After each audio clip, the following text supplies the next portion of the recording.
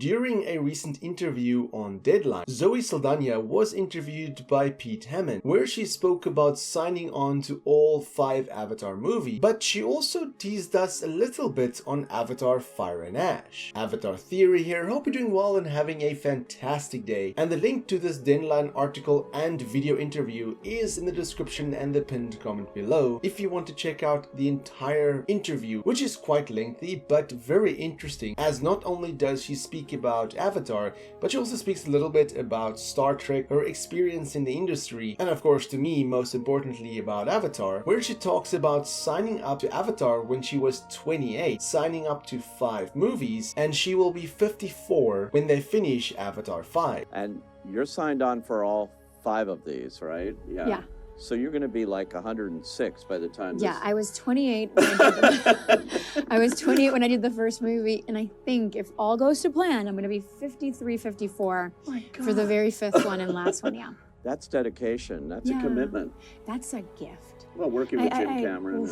My God, it's a gift to be able to revisit a character that has given me so much, to revisit a place that has been so magical. Which is kind of crazy to think about, because I myself was in college when the first Avatar movie released, so I know I'm gonna feel very old when the last Avatar movie comes out, but I digress. Now, going on what she said about the 3rd Avatar movie, Pete Hammond asks her about playing a grieving mother in Fire and Ash, and Zoe Saldana basically says that Jake and Neytiri is going to be tested like never before, stating that they're gonna have to make some choices if they're gonna keep fighting, or do they essentially give up, and what she is indicating, go their separate ways. Now, this does not confirm that Jake and Neytiri is gonna break apart and go their own ways, but the way she talks, the way she states it, and from other interviews before, it does seem like the relationship of Jake and Neytiri is going to be heavily tested, because I mean, on the one side you have Jake, which has this constant battle with Quaritch and the RDA, and Neytiri, a grieving mother, having already made the sacrifice to leave the Metkayina in Avatar The Way of Water. And I think there's going to be this point in the 3rd movie where Neytiri basically tells Jake, you know, this constant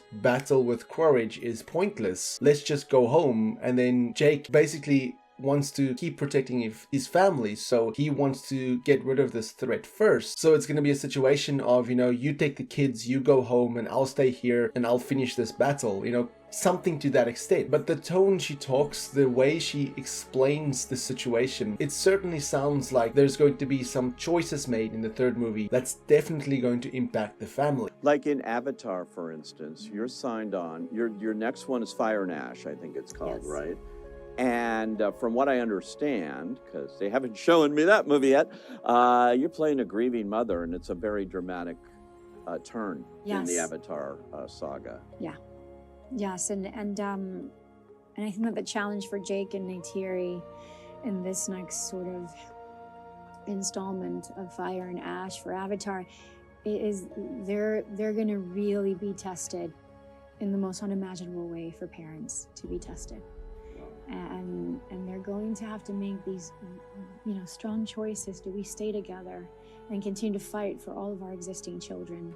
Or do we just give up and you go with your beliefs somewhere else and I'll go with my beliefs somewhere else and we'll just see what comes of the children? You just don't know. And in a way, even though they're set upon this amazing planet of Pandora, a moon of Polyphemus, like they're still such a universal family that are trying to figure so much out.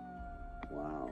I can also see a situation where Neytiri decides to go back to the Metkayina, perhaps with the Wind Traders, and Jake stays behind with the Metkayina, perhaps with Spider and maybe Kiri, and then Lo'ak, Tuk, and Neytiri goes with the Wind Traders back to the Metkayina. I mean, in a previous video, I already spoke about Spider wearing Metkayina outfits and having a tattoo that resembles the Metkayina, and of course Spider and Kiri being very close, it makes sense that they would stick together. Thus I can see them staying with the Metkayina and Lo'ak, Neytiri and Tuk going with the Wind Traders to the Metkayina. I can even see a situation where Lo'ak connects with the Wind Traders in such a way where he wants to be trained by Pelak, the chieftain of the Wind Traders, because Lo'ak just seems like a person that would fit well with the Wind Traders, but that is of course just speculation. speculation. But what do you think about this statement from Zoe Saldana about Jake and Neytiri? What do you think, or what do you predict is going to happen with their family and the kids?